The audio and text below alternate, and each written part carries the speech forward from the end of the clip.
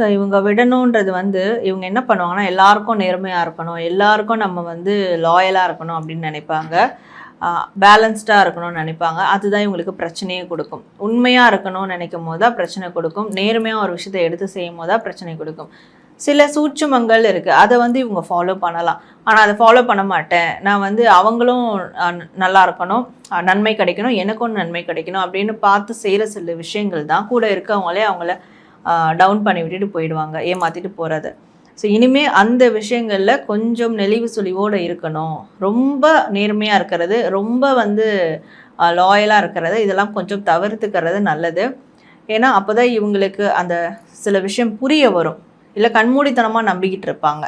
அந்த கண்மூடித்தனமான நம்பிக்கையை விடுறது நல்லது. கண்டிப்பாக கண்மூடித்தனமாக நம்புறது அவங்களுக்கு பெரிய ஆபத்தை கொடுக்கும். அதான் ஏற்கனவே சொன்ன மாதிரி நிறைய விஷயத்தை இக்னோர் பண்ணணும்னு சொல்லியிருக்கீங்க. இவங்க புதுசாக ஒரு விஷயத்தை தொடங்கணும் அப்படின்னா எதை தொடங்கணும்? ஸோ என்ன தொடங்கணும்னா, இவங்க வந்து வழிபாடுகள் செய்கிறத தொடங்கணும். ஸோ இஷ்ட தெய்வ வழிபாடாக இருக்கட்டும், குலதெய்வ வழிபாடாக இருக்கட்டும். சில பேர் குலதெய்வ வழிபாடே செய்யாமல் இருப்பாங்க ரொம்ப நாள். அப்போ அவங்கெல்லாம் குலதெய்வ வழிபாடு வந்து செய்யணும், இஷ்ட தெய்வ வழிபாடு செய்யணும்.